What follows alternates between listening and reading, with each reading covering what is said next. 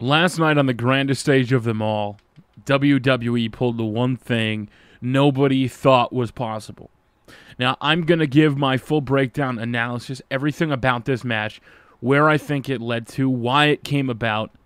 Now, before you jump in and complain they wrecked Taker, they destroyed Taker, know that Taker has had a hand in his matches for many, many years. Taker plans scripts and decides his matches. He calls the spot. People go down to work with him in Texas.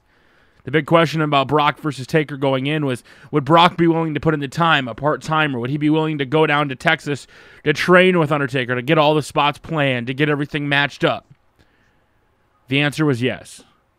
Now, for many of us that watched that match, something seemed off with The Undertaker. I can't say, and I'm not going to speculate.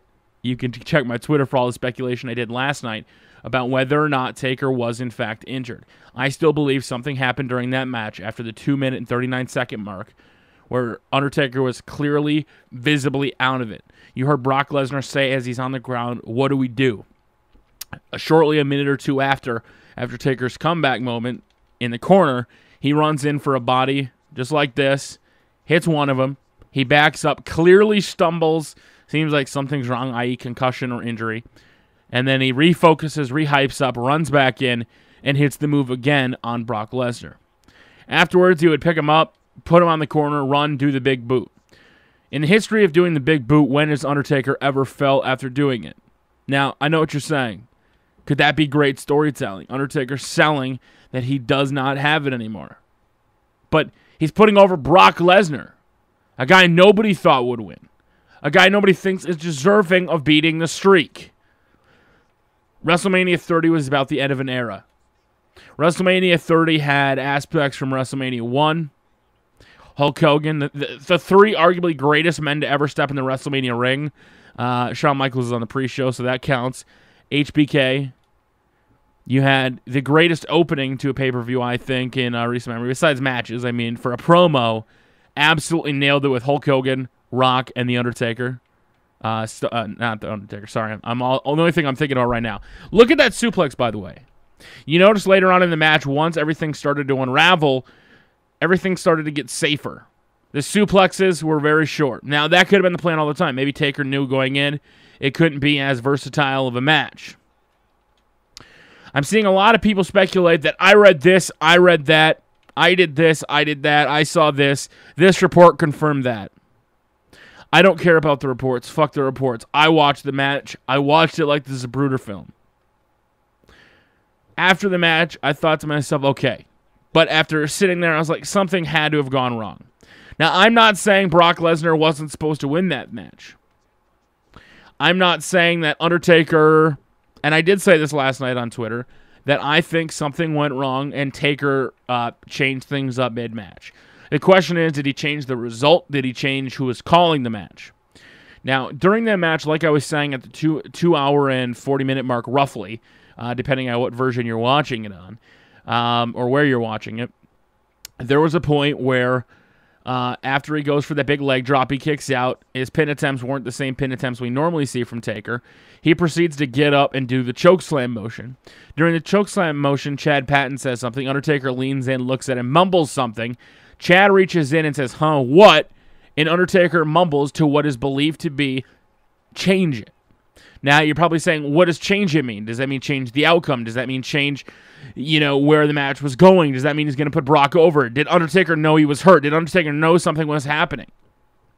Last night, that was all I was asking myself. I stayed up till 5 a.m. pondering it, wondering it. Because when I went to bed, I thought to myself, it can't be. Something either had to go wrong. Something had to have happened, or Taker knew he was done, right? Why would Taker's streak end with Brock Lesnar? A man that had no build-up. One of the worst build-up for Undertaker matches in the last 5 years, if we're not counting Giant Gonzalez. It did not seem like a build-up to an Undertaker match. Every year, the opponent that Taker faces, we legitimately think he's got a shot at winning.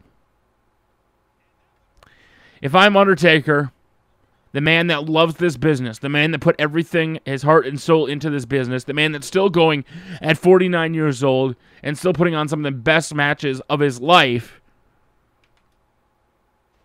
Would you want to go out just knowing you're always going to win? What better shocker going into it than to have a full one-sided build-up story-wise? If you listen to the promos by Paul Heyman, the writing was on the wall. Any man can't do it, but a heartless man, a man that doesn't care, a man that's just there to destroy, the beast incarnate. He was a different animal. In the past, CM Punk had some feelings towards it.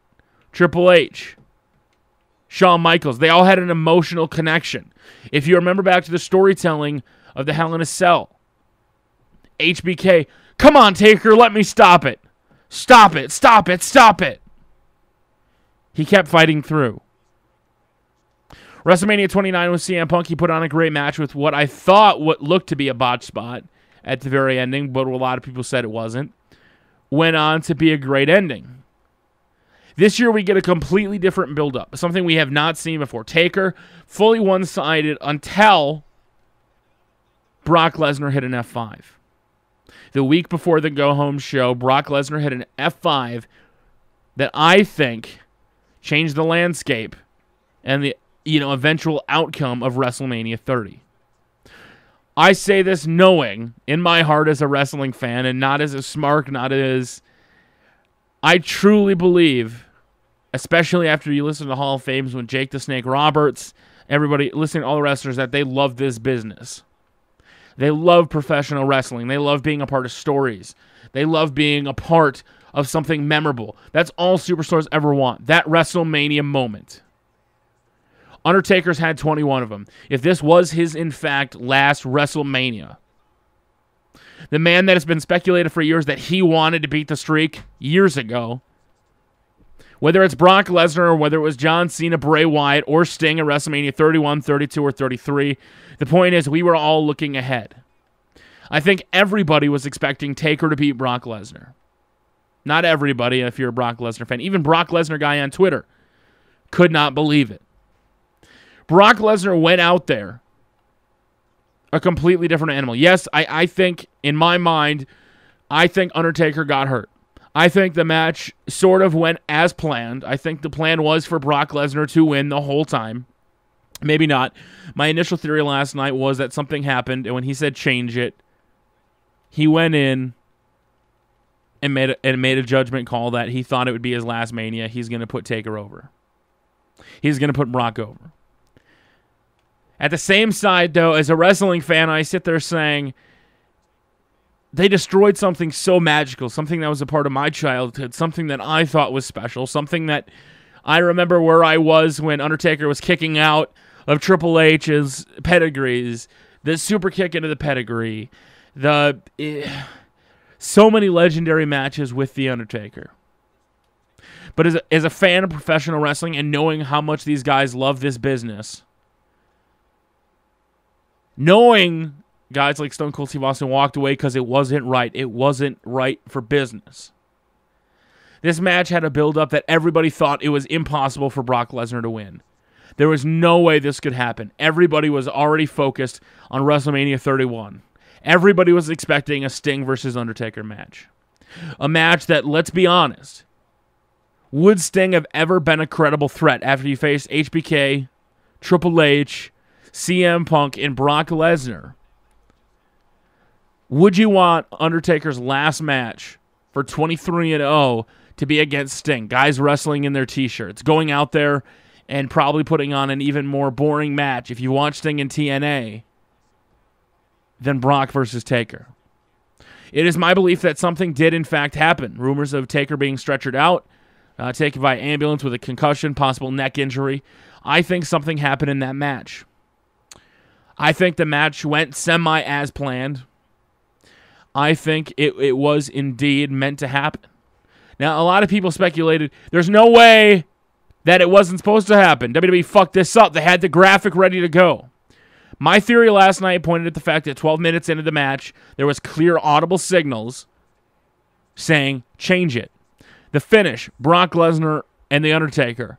One of them clearly said, which I thought last night was Undertaker, and it now could be Brock Lesnar, called that finish. Suplex into an F5. He said it. Hey, suplex into an F5. I don't think Undertaker didn't kick out. I don't think Undertaker missed a 2 count. I think those are conspiracy theories. But what I think is the Undertaker went out there. He planned this match. He knew what he was doing. He knew if he wanted to go out, how he wanted to go out. You look at some of these guys, you hear their retirement stories that I didn't want the big farewell. I didn't want the everybody cheering on me. I just wanted to go out in peace. The Undertaker, rest in peace, has always been a mysterious, unknowing character. Last night, Brock Lesnar took him to his limits in a way that we have not seen in a long time, mainly because Taker just didn't seem like he was in the match. It didn't seem like Taker's heart and soul was in there. I still believe something happened last night where The Undertaker got hurt. Something changed. Now, I don't know if Brock was supposed to lose, Undertaker was supposed to win, they were supposed to go to WrestleMania 31, but what I do know is that conspiracy theories about the match being a 3 count was absolutely unfounded. Last night, Chad Patton clearly counted 3 in only the ways the referee does when they know the match is over. Speculation of Paul Heyman got in the ring before the 3 count. It was obviously planned. Also unfounded because I have pictures where Paul Heyman did not run in the ring until afterwards. Until after Chad Patton came up for the 3 count, put his hands in the air. The only crazy theory that I have is something in fact did happen where Undertaker knew that this would in fact be his last WrestleMania match, that he knew it was done. And what bigger of a badass, like I said, all unfound, all unspeculated, everything is just out of left field here. What better thing to do? Instead of going out, I'll think of this, and this is an analogy I put on Twitter, Stone Cold versus Owen Hart. People bitch, complained, and moaned that that was the finish of that match. We knew something seemed wrong. Stone Cold did not seem like himself. He seemed completely out of it. I think the same thing happened with The Undertaker at WrestleMania 30. The difference is, in WWE fashion right now, when there's an injury and they stop the match, Taker made a judgment call. He made a mid-match audible. Now, whether he did or not, it doesn't matter. It doesn't matter if he went out there and they played the match safe once everything changed at that 12-minute mark. Moves became safe. Taker began using the ropes for everything. At the same time, that's selling a story. Does Taker not have it anymore? The man, the legitimate guy, the UFC guy, the guy he's had beef with at UFC, a guy he considers maybe a legitimate badass versus a WWE guy. Maybe Taker's always wanted a legitimate MMA guy to beat him instead of a professional wrestler. As crazy as that sounds, it's just as crazy as all the unfound accusations against WWE fucking over The Undertaker. Undertaker's in full control of his streak. It is within my belief that The Undertaker 100% made a decision, whether before last night, whether it was completely unexpected, whether it was scripted, whether it was planned, whether only 3 people in the company knew about it, whether it didn't happen, whether we didn't get to see a shooting star press, whether anything. The result of last night's match was in the hands of The Undertaker. Undertaker made the decision for what he feels is best for his streak. That's something a lot of fans seem to forget. Well, the entertainment is for us. It is Undertaker's streak. It is Undertaker's legacy. We're not the people that get to go on with life that, I did this, I did that. If, in fact, this was Undertaker's last WrestleMania, what's bigger? Honestly, think about this. Before you respond, before you hate, before you get criticism going. If Undertaker knew he was done, before, after, or whenever in the match, maybe building up to it, maybe he knew this would be his final match, maybe he did want Brock Lesnar to walk away the one to beat the streak. Maybe he didn't. But if I'm The Undertaker after the legendary career that I've had, knowing that somebody should eventually go over the streak, somebody should defeat it. Like everybody speculated, whether it was Roman, whether it was Cena, somebody else should have been used, not a part-timer. I hate to say it, but The Undertaker's a part-timer. WWE is pushing NXT harder than ever. Some of the NXT superstars are getting the biggest pushes we've ever seen in the history of WWE developmental. from the Shield, the Wyatts, and more, the future is now. The future is NXT. Something a lot of people are forgetting about, whether he was supposed to win or whether Brock was supposed to lose, is now going forward. The WWE no longer has the crutch of relying on The Undertaker for a WrestleMania match. Now, we could still get Sting versus Undertaker. We could still get one more legendary epic send-off for Taker. Has anybody ever considered what Undertaker wanted? Did Undertaker want this streak? The streak originally started from WWE's design. Taker went along with it. The more and more it became a big deal, the more control he started to get about it. It is within my strong belief that this man is a true badass. If in fact that he was supposed to beat Brock, and yes, Brock Lesnar never should have beat The Undertaker, would you have rather had him gone out all Stone Cold rolling up Owen Hart and ending in an even crappier fashion, or The Undertaker having the will, the determination to put over, to create that WrestleMania moment for 75,000 plus fans, a moment that every single one of us will talk about for the rest of our lives as long as we're a professional wrestling fan? Before you criticize, before you hate, before you go to the WWE and say, fuck you, I'm never watching again, remember this. April 6th, 2014 was the day wrestling changed forever. It was the day the streak ended. I will know for the rest of my life, watching that pay-per-view in complete shock along with 75 other fans in attendance, it was a WrestleMania moment. I think it will be the greatest WrestleMania moment in the history of professional wrestling. It's WrestleMania 30. It's the start of a new era. Going forward, WrestleMania 31 has potential to be the biggest Mania. But this Mania was to close out past eras.